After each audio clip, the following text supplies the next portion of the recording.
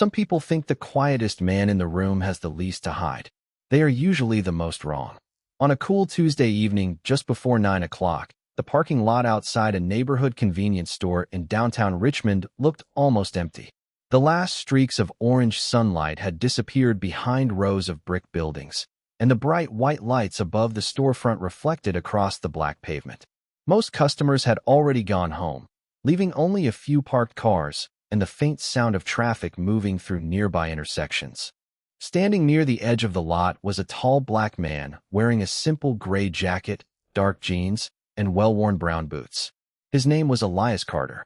Nothing about his appearance demanded attention. He carried no expensive watch, no flashy jewelry, and no visible badge. In one hand rested a small notebook with several handwritten observations. Every few moments he quietly looked toward an aging security camera mounted above the entrance. The camera appeared slightly tilted, pointing several feet away from the front door instead of directly at it. Elias glanced at his wristwatch, wrote another short note, and slipped the notebook back into his pocket. His expression never changed. It was calm, patient, almost unreadable. Inside the convenience store, Noah Bennett, a college student working the evening shift, noticed the quiet customer through the front window. Elias had entered earlier, purchased a bottle of water, politely thanked the cashier, and stepped back outside without saying another word. Noah wondered why the man continued standing near the entrance instead of leaving, but nothing about his behavior seemed threatening. If anything, he looked like someone waiting for another person to arrive. A police cruiser slowly rolled past the parking lot entrance. Officer Travis Monroe spotted Elias almost immediately. Instead of seeing a patient man observing a broken security camera, Monroe saw someone who did not seem to belong. His eyes narrowed as he pulled into the lot. The cruiser stopped only a few feet away. Monroe stepped out, adjusted his duty belt, and walked directly toward Elias with the confidence of someone who expected immediate obedience. Officer Megan Foster climbed out from the passenger side and quietly followed several steps behind. She had been working with Monroe for only a few months and had learned that questioning his decisions usually led nowhere. Monroe stopped directly in front of Elias and studied him for several seconds before speaking.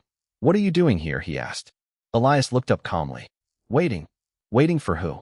Monroe continued. "Someone." The answer was short, respectful, and completely ordinary, yet it somehow irritated Monroe even more. "You planning to tell me who that someone is?" Elias held Monroe's gaze without raising his voice. "Not unless I have a legal reason to." Monroe folded his arms. "You standing around outside a closed business gives me plenty of reason." Elias slowly looked toward the convenience store entrance where customers were still walking in and out. "It is not closed," he replied.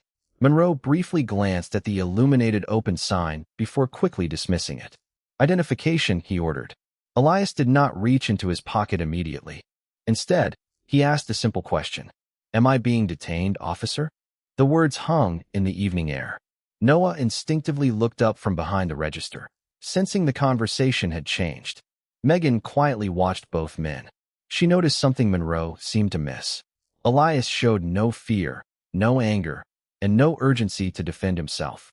His breathing remained steady. His posture never changed. It was the kind of composure she had rarely seen during ordinary police encounters. Monroe interpreted that silence differently. To him, it looked like defiance. "I asked for your identification," Monroe repeated more firmly. Elias nodded once. "And I respectfully asked whether I am being detained." For the first time that evening, Monroe's expression hardened. In his experience, people who calmly quoted their rights usually had something to hide. What he did not know was that every decision he made over the next few minutes would quietly set events into motion that neither he nor anyone else in that parking lot could stop. Elias kept his eyes on Officer Travis Monroe without changing his expression. The parking lot remained unusually quiet, as if even the passing traffic had begun to slow down. A customer walked out of the convenience store carrying a paper bag, glanced at the growing conversation, then quickly headed toward a pickup truck without saying a word. Officer Megan Foster shifted her weight uneasily. She had expected the encounter to end after a routine identification check. Yet something about the man standing before them made the situation feel different. Monroe took one step closer. "You can make this easy, or you can make it difficult," he said. Elias answered in the same steady tone. I am trying to make it lawful. Those words only deepened Monroe's frustration. He believed cooperation meant immediate obedience, while Elias continued answering carefully without raising his voice or showing disrespect. Monroe extended his hand. Identification. Now, Elias slowly reached into his jacket pocket. Instead of making any sudden movement, he carefully removed a wallet and handed over a driver's license. Monroe looked at the name printed across the card. Elias Carter. The address was local. Nothing appeared unusual at first glance. Monroe entered the information into his patrol vehicle's computer while keeping one eye on Elias. Megan quietly observed the screen from the passenger side. The system processed the information for several seconds before displaying a message she had never seen during an ordinary records check. Instead of the usual profile, a restricted notification appeared, indicating that additional information required authorization beyond their access level. Megan frowned. "That is strange," she said softly. Monroe immediately dismissed it. System error. He refreshed the search. The exact same restricted notice appeared again. Elias remained standing exactly where he had been from the beginning. He did not ask for his license back. He did not complain. He simply watched the officers with remarkable patience. Monroe looked up. "What do you do for work?" Elias answered, "I work with investigations." Monroe smiled sarcastically. "Investigations for who?" Elias paused for only a moment. "I cannot discuss that here." Monroe laughed under his breath. Convenient answer. Noah Bennett continued watching from inside the store. The longer the conversation lasted, the more uncomfortable he became. Through the large front window, he noticed several customers slowing down to observe the scene. None of them appeared frightened by Elias. Instead, they seemed confused by how quickly an ordinary conversation had turned into an extended police stop. Megan quietly approached Monroe. "Maybe we should contact dispatch about the restricted file," she suggested. Monroe shook his head. "I do not need dispatch to tell me how to do my job." He walked back toward Elias and pointed toward the black sedan parked a short distance away. "Is that your vehicle?" Elias answered honestly. "Yes." "Registration?" Monroe demanded. Elias nodded toward the glove compartment. "The registration is inside." Monroe looked through the windshield and noticed a slim black folder resting on the passenger seat. From where he stood, he could not read the small silver lettering stamped across its cover, but he immediately assumed it contained documents related to the vehicle. Elias spoke before Monroe could move closer. "Officer, I would appreciate it if you did not open anything except the glove compartment." Monroe slowly turned back toward him. "Why would that be?" Elias replied calmly. "Because some items inside the vehicle are protected and are not mine to disclose." Megan noticed the wording immediately. Elias had not claimed ownership. He had not threatened legal action. He had simply stated a boundary in the most measured way possible. Monroe interpreted the statement differently. To him, it sounded like another attempt to avoid inspection. "Protected by who?" he asked. Elias met his eyes again. The answer to that question would only create unnecessary problems tonight. Monroe folded his arms and smiled confidently. "That sounds like something people say when they expect nobody to verify their story." Elias looked briefly toward the tilted security camera above the entrance before returning his attention to Monroe. "Officer, I am giving you an opportunity to avoid making a mistake." Megan felt the atmosphere change the instant those words were spoken.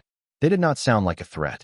They sounded like a warning from someone who already knew exactly how the next few minutes could unfold, while Monroe remained completely convinced that he was the one in control. Officer Travis Monroe stared at Elias Carter for several long seconds, convinced that the quiet man standing in front of him was simply trying to sound more important than he really was. Every calm answer seemed to fuel Monroe's confidence instead of weakening it. He had encountered people who argued, people who panicked, and people who tried to run, but very few remained this composed while facing repeated questions. In Monroe's mind, that calm could only mean one thing. Elias was hiding something. Officer Megan Foster remained silent beside the patrol vehicle. She kept replaying the restricted message that had appeared twice on the computer screen. Training had taught her that restricted records were unusual and should never be ignored without contacting the appropriate agency. Before she could suggest it again, Monroe had already made up his mind. He walked toward the black sedan and slowly circled it. The vehicle was clean but ordinary, with no government markings or official license plates. Nothing about it suggested authority. Monroe looked through the passenger window again and focused on the slim black folder resting on the seat. This time he noticed a small silver emblem stamped into the corner, but he could not recognize it from where he stood. "Unlock the vehicle," Monroe ordered. Elias answered immediately. "Officer, there is no legal basis to search it." Monroe smiled. "I did not ask for legal advice." Elias did not move. "I am not refusing to cooperate. I am asking you to follow the law." The words caused Monroe to lose what little patience he had left. "You think you know the law better than I do?" he asked sharply. Elias replied in the same measured voice. "I believe every officer is expected to follow the same law that protects every citizen." Noah Bennett quietly stepped outside the convenience store carrying a broom. Instead of sweeping, he remained near the entrance, pretending to clean while listening from a distance. A delivery driver filling his van with boxes also slowed his work after noticing the conversation. The parking lot had become unusually still. Monroe returned to his patrol vehicle and picked up the radio microphone. "Dispatch, run another check on Elias Carter," he said. Several seconds passed before dispatch responded. "Identity confirmed. Additional records unavailable through current access level." Monroe frowned. "Unavailable because why?" The dispatcher hesitated before answering. "The system indicates restricted federal authorization. No additional information provided." Monroe lowered the microphone without responding. Rather than treating the answer as a warning, he viewed it as another reason to become suspicious. He walked back toward Elias. "You expect me to believe an ordinary man standing outside a convenience store somehow has federal restrictions attached to his records?" Elias looked toward the tilted security camera once more before answering. "I am not asking you to believe anything. I am asking you not to assume something you cannot verify."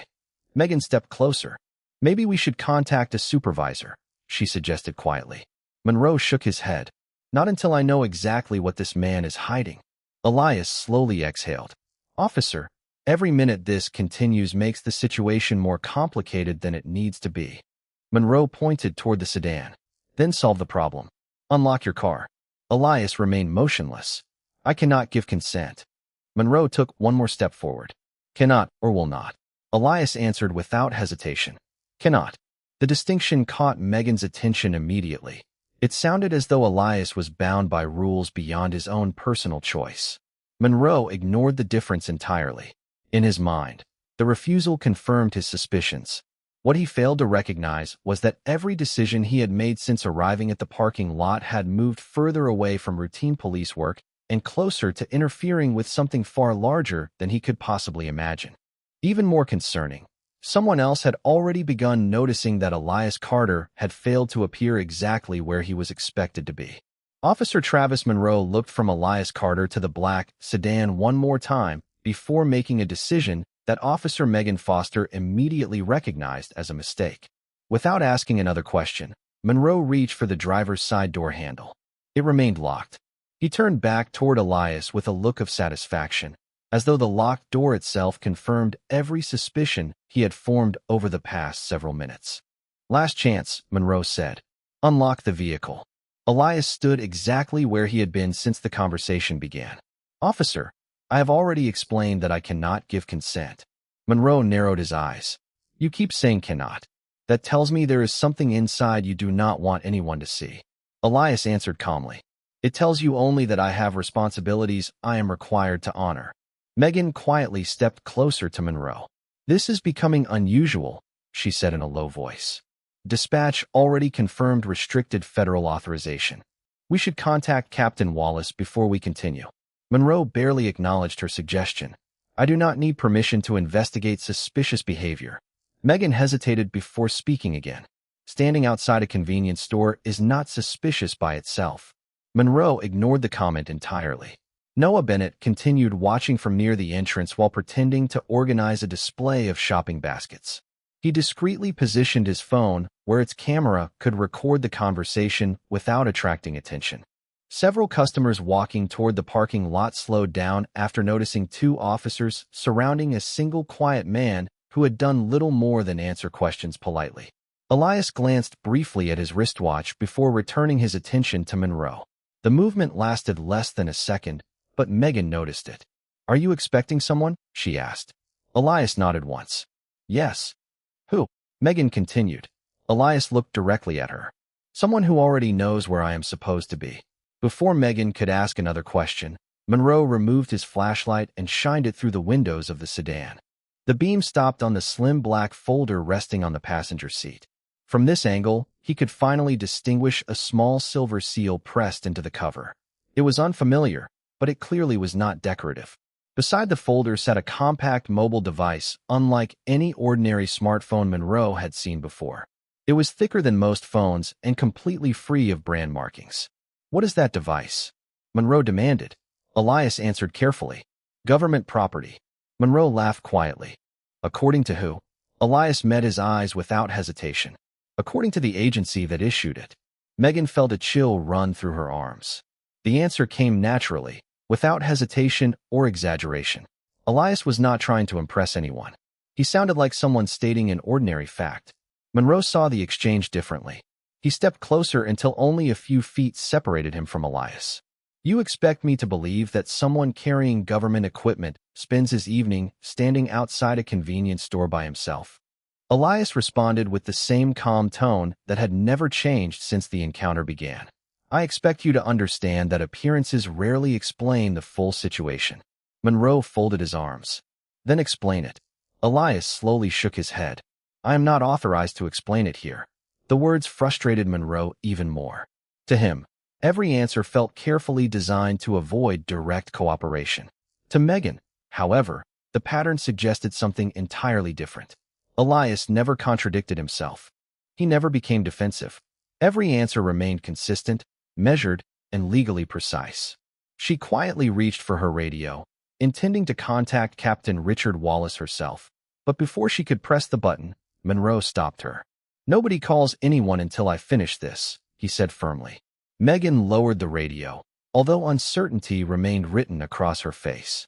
At that exact moment, inside the locked sedan, the unmarked government device remained silent for several more seconds before its dark screen suddenly illuminated. A secure countdown that had been running unnoticed since the beginning of the encounter reached 0. Without producing a sound or requiring human input, the device automatically initiated an encrypted emergency protocol because its assigned holder had failed to complete a scheduled security confirmation. Hundreds of miles away, a secure monitoring system instantly registered the missed check-in, and a priority alert appeared on the screen of a federal operations center, where a duty officer immediately recognized the name attached to the notification, Elias Carter. Inside the Federal Operations Center, the alert immediately changed the atmosphere. A red notification appeared across a secure monitoring screen, identifying a missed authentication from Elias Carter's assigned device. The duty officer looked at the information twice before reaching for a dedicated communication line, reserved for high-priority situations. Within seconds, Special Agent Lauren Mitchell entered the room with a tablet already displaying the encrypted report. She read only a few lines before asking a single question. Has anyone confirmed his location? Another analyst answered immediately. The device transmitted its last verified coordinates less than 30 seconds ago. Richmond, outside a convenience store. Lauren's expression remained controlled, but everyone in the room understood the seriousness of the notification. Elias Carter had never missed a scheduled security confirmation. Not once. Assemble the response team, Lauren ordered. We leave immediately. Back in the parking lot. None of the people standing outside the convenience store had any idea that an entire federal response had already been activated. Officer Travis Monroe continued believing the situation remained completely under his control. He walked another slow circle around the black sedan before stopping beside Elias once again. You have had plenty of opportunities to explain yourself, Monroe said confidently. Instead, you keep hiding behind vague answers. Elias calmly replied, I have answered every lawful question you asked. Monroe shook his head. You answered without actually telling me anything. Elias looked directly at him. Sometimes there is a difference. Megan Foster watched both men carefully. The conversation no longer sounded like an ordinary police encounter. Elias never challenged Monroe's authority, yet every response quietly reminded everyone listening that legal authority still had limits. Megan finally spoke again. Officer Monroe, we really should contact Captain Wallace before this goes any further. Monroe turned toward her with visible irritation. We are not calling anyone because there is nothing to report until I determine exactly what this man is doing here. Noah Bennett remained near the entrance, pretending to rearrange shopping carts while his phone continued recording from his shirt pocket. A middle-aged couple walked toward the store, but slowed after noticing the officers. They quietly stepped aside rather than interrupting. The entire parking lot seemed to be waiting for something that nobody could yet identify. Monroe pointed toward the sedan once more. I am going to ask one final time. Unlock the vehicle. Elias slowly shook his head. I cannot authorize access. Then you are obstructing my investigation, Monroe declared. Elias answered without hesitation. Respectfully, officer, there has been no crime identified, no victim reported, and no evidence presented that would justify treating me as a suspect. Those words landed heavily. Megan knew they were accurate. Monroe had begun with a vague suspicion and had never identified a specific offense. Instead of reconsidering, Monroe interpreted Elias's legal precision as arrogance. You seem very confident, Monroe said. Confidence is easier when you know you have done nothing wrong, Elias replied. Monroe stepped closer and lowered his voice. People who have nothing to hide usually cooperate. Elias answered just as quietly. People who understand the Constitution also know that cooperation and surrendering protected rights are not the same thing. Megan looked away for a brief moment, realizing the conversation had crossed into territory far beyond a routine stop. She quietly reached toward her radio again, determined to contact a supervisor if Monroe refused. Before she could press the transmit button, Monroe made another decision on his own. He informed Elias that, based on his refusal to grant access to the vehicle and Monroe's continuing suspicions, he would now be temporarily detained while the situation was investigated further. Elias did not argue. He did not raise his voice. He simply looked at his wristwatch one more time before meeting Monroe's eyes. Officer, he said calmly, the people who are looking for me are already on their way. I truly hoped they would not have to become involved. Monroe gave a dismissive smile, completely convinced those words were nothing more than another empty attempt to sound important. He had no idea that several unmarked federal vehicles were already moving rapidly toward the exact location where every decision he had made that evening was about to be examined in far greater detail than he could possibly imagine. Officer Travis Monroe believed the encounter had finally reached its turning point. In his mind, Elias Carter's refusal to authorize access to the vehicle justified taking the situation further, even though no specific crime had been identified. Officer Megan Foster remained uneasy. Every step of the encounter seemed to move farther away from the training she had received at the academy. She quietly looked around the parking lot. More people had gathered at a distance, watching silently without interfering. Noah Bennett continued recording from outside the convenience store, careful not to draw attention to himself. Elias remained remarkably composed. He neither protested nor attempted to leave. His attention briefly shifted toward the street beyond the intersection, as though he were calculating time rather than distance. Monroe noticed the glance and smiled confidently. Looking for an escape? He asked. Elias slowly shook his head. No, officer. I am thinking about how much easier this evening could still become if you choose to slow down. Monroe dismissed the comment with a wave of his hand. The only person who can make this easier is you. Elias answered with complete sincerity. I have been trying to do exactly that since you arrived. Megan stepped closer to Monroe once again. Please let me contact Captain Wallace, she said quietly. Dispatch already confirmed restricted federal authorization, and nothing we have seen explains it. We should stop guessing. Monroe looked at her with visible frustration. You are overthinking this. If he has nothing to hide, everything will sort itself out. Megan hesitated before answering. That is exactly why we should verify before assuming. Monroe ignored her completely. Instead, he instructed Elias to remain where he was while he returned to the patrol vehicle to complete additional paperwork related to the temporary detention. As Monroe opened the driver's door, the patrol computer produced an unexpected notification. A secure message from dispatch appeared across the screen. It simply instructed the officers to contact a supervising officer regarding the record's inquiry connected to Elias Carter. Monroe frowned and immediately cleared the notification without responding. More computer nonsense, he muttered under his breath. Megan watched him in disbelief. The system had now raised multiple warnings, yet Monroe continued treating each one as an inconvenience rather than useful information. Miles away, Special Agent Lauren Mitchell sat inside the lead vehicle of a rapidly moving federal convoy. She reviewed Elias Carter's operational profile one final time before closing the secure tablet. Around her, the other agents prepared quietly, speaking only when necessary. No one questioned why the response had been activated. They all understood the importance of recovering both Elias and the protected government equipment assigned to him. Lauren contacted the operations center through an encrypted communication channel. Estimated arrival? She asked. 7 minutes. The response came immediately. Local officers remain on scene. Lauren took a slow breath before answering. Advise all responding units that no unnecessary confrontation is expected. We are there to secure personnel, preserve federal property, and determine exactly what has occurred. Back at the convenience store, the evening remained strangely peaceful despite the growing tension. A light breeze carried the sound of distant traffic through the nearly empty parking lot. Elias looked toward Megan for the first time since the encounter had begun. You still have time to change the direction of tonight, he said calmly. Megan studied his face. There was no anger, no resentment, and no satisfaction in his voice. It sounded like genuine advice. Before she could answer, Monroe closed the patrol vehicle door and walked back with renewed confidence. Nothing has changed, he announced. We are going to finish this my way. Elias quietly nodded. Something has already changed, officer. You simply cannot see it yet.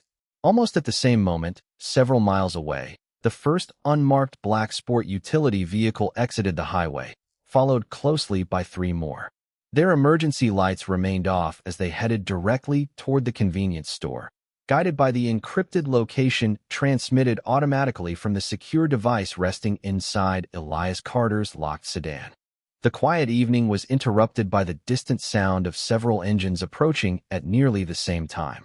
At first, nobody in the parking lot paid much attention. Officer Travis Monroe assumed they were ordinary vehicles passing through the intersection. Elias Carter, however, slowly lifted his eyes toward the road without changing his posture. His expression remained calm, almost as though he had been expecting that exact moment. Officer Megan Foster noticed the change immediately. Someone is coming, she said softly. Monroe answered without looking away from Elias. Good. Maybe another unit can help finish this.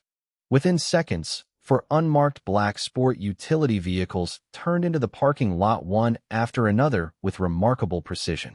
They did not activate flashing emergency lights or sirens. Instead, they stopped in a coordinated formation that immediately caught everyone's attention. The people standing near the convenience store instinctively stepped back to create space. Noah Bennett lowered his broom and stared across the parking lot, his phone still recording every second. Monroe watched the vehicles with growing curiosity. The doors opened almost simultaneously, and several men and women wearing plain clothes stepped out with visible federal credentials displayed around their necks. Their movements were calm, organized, and deliberate. None of them rushed. None of them appeared confused. They already knew exactly where they were going. At the center of the group walked Special Agent Lauren Mitchell. She carried a small electronic tablet in one hand while scanning the parking lot with practiced precision. Her eyes passed over Monroe, then Megan, then stopped on Elias Carter. Without hesitation, she walked directly toward him. Monroe stepped forward, raising one hand. Good timing, he said confidently. We have been investigating this individual for suspicious behavior. Lauren did not respond. She continued walking until she stood only a few feet from Elias. Mr. Carter, she said calmly, are you injured? Elias shook his head once. No. Has anyone accessed the assigned equipment? She asked. Not yet, Elias answered. Lauren nodded briefly before turning toward Monroe for the first time. Which officer initiated this stop? Monroe straightened his shoulders. I did. Travis Monroe, Richmond Police Department. Lauren maintained a professional tone. Officer Monroe, is Mr. Carter currently under detention? Monroe answered confidently. Temporarily, yes. He refused to cooperate with my investigation and repeatedly declined to explain why he possesses government property. Lauren remained silent for several seconds before asking another question. What specific criminal offense did you identify before initiating the detention? Monroe hesitated for the first time that evening. His behavior was suspicious. Lauren continued calmly. Suspicious behavior is not the same as a specific criminal offense. What crime did you reasonably suspect? Monroe searched for an answer, but found none that sounded as certain as it had only minutes earlier. Megan quietly lowered her eyes. She already knew where the conversation was heading. Lauren looked toward Elias again. Mr. Carter, thank you for remaining exactly where you were instructed by your operational protocol. Monroe frowned. Operational protocol. Lauren met his eyes directly. Yes, officer. Mr. Carter followed every required instruction expected of him under federal procedures. Monroe gave a short laugh, convinced there had been some misunderstanding. So he works for your agency? Lauren answered with complete composure. I have not discussed Mr. Carter's assignment, nor will I discuss it here. What I can confirm is that his identity and his government-issued equipment fall under federal protection. The entire parking lot became unusually quiet. Even the small group of bystanders stopped whispering. Noah Bennett could hardly believe what he was recording. Monroe looked from Lauren to Elias and back again, still refusing to accept what was unfolding before him. He had expected federal agents to support his decision. Instead, every question they asked seemed focused on his actions rather than Elias's. For the first time since the encounter began, Officer Travis Monroe realized that the investigation taking place in the parking lot was no longer centered on the quiet man he had stopped. It was beginning to center on him. Officer Travis Monroe stood motionless as Special Agent Lauren Mitchell calmly reviewed the information displayed on her secure tablet. The confidence that had guided every decision he made throughout the evening began to fade beneath the weight of questions he could no longer answer. Officer Megan Foster quietly stepped to the side, giving the federal team room to work while remaining close enough to hear every word. The bystanders continued watching from a respectful distance, sensing that the situation had shifted in a way none of them had expected. Lauren looked back toward Elias Carter. Mr. Carter, has the protected material inside your assigned vehicle remained untouched since your arrival? Elias answered immediately. Yes. The vehicle has remained locked, and no protected item has been accessed. Lauren acknowledged his response with a slight nod before speaking to another federal agent. Document that statement and verify the equipment status as soon as access is restored. Two agents approached the black sedan, but made no attempt to force entry. Instead, one of them waited beside the vehicle while another prepared a secure authentication device. Their careful approach contrasted sharply with Monroe's earlier assumptions. Every movement followed a clear procedure. Lauren then turned her attention back to Monroe. Officer, I need to ask you another question. Did Mr. Carter identify himself when you requested identification? Monroe hesitated before answering. He gave me his driver's license. Did he provide false information? Lauren asked. No. Did he refuse to identify himself? No. Did he threaten you? No. Did he attempt to leave? No. Each answer came more quietly than the one before it. Lauren continued in the same calm tone. Did Mr. Carter ever encourage you to ignore the law or interfere with your duties? Monroe lowered his eyes briefly. No. Lauren looked directly at him. According to the information available to us, Mr. Carter repeatedly advised you to slow the situation down, contact a supervisor, and avoid unnecessary complications. Is that correct? Monroe did not answer immediately. Megan finally spoke. Yes. He said those things several times. Lauren thanked her with a nod before addressing everyone present. For the record, Mr. Carter is participating in an active federal assignment involving sensitive government responsibilities.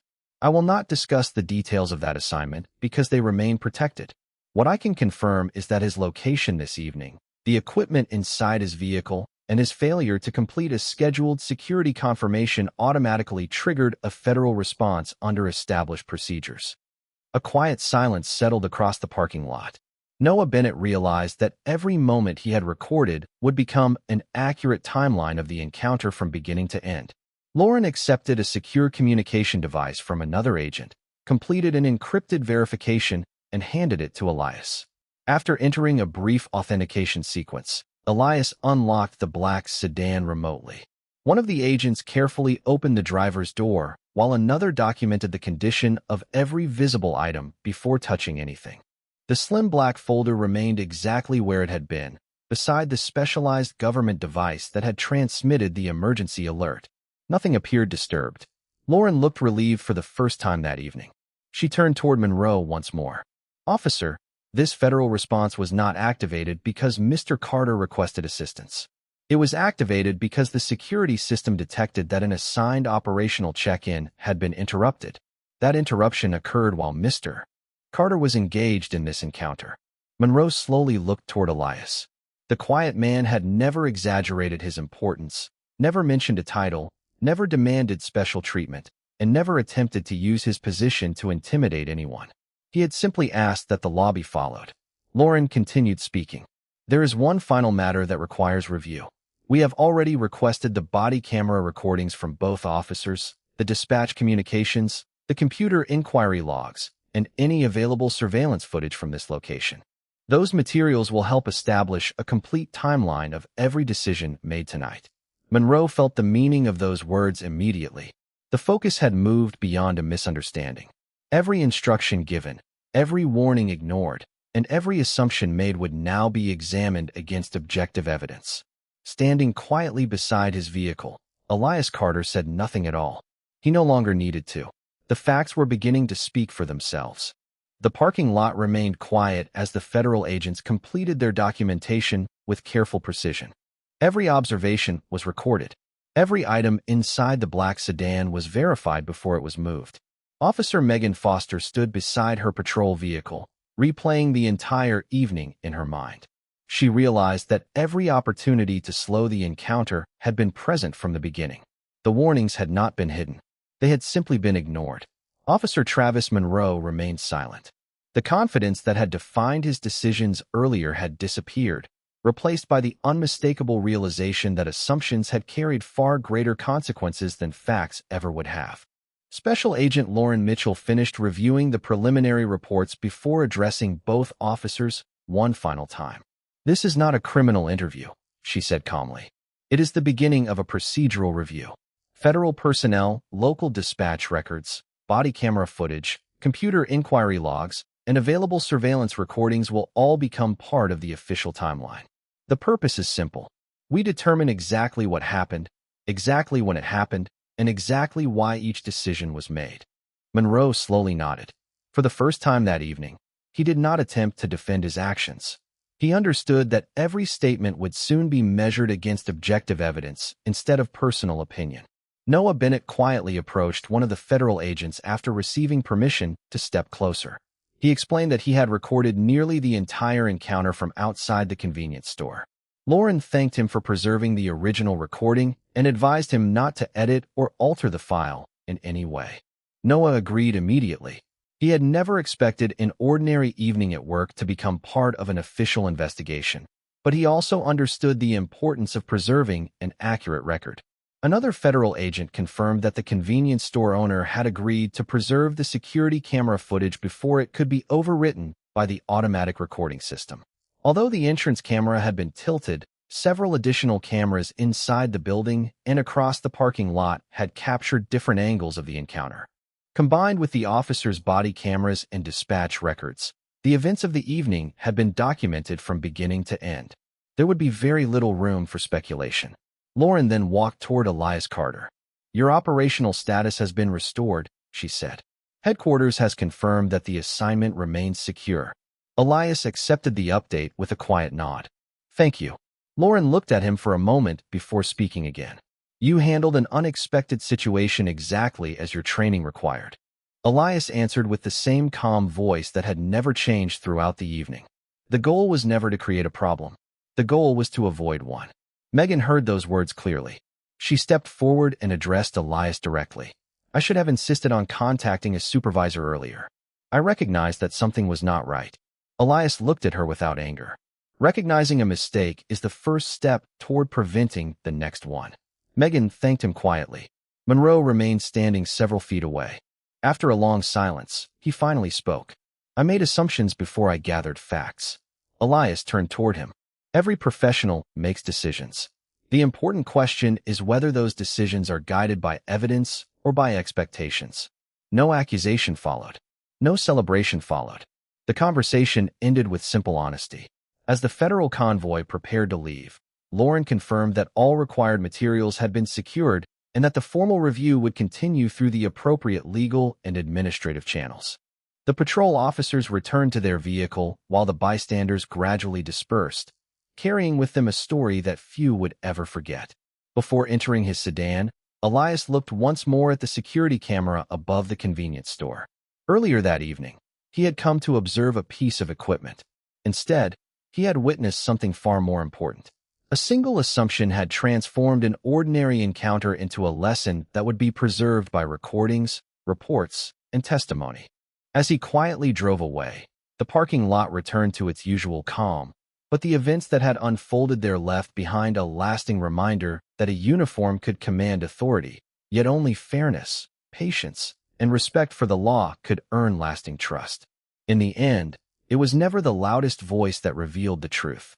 It was the evidence, the discipline to remain calm, and the willingness to let facts speak louder than assumptions.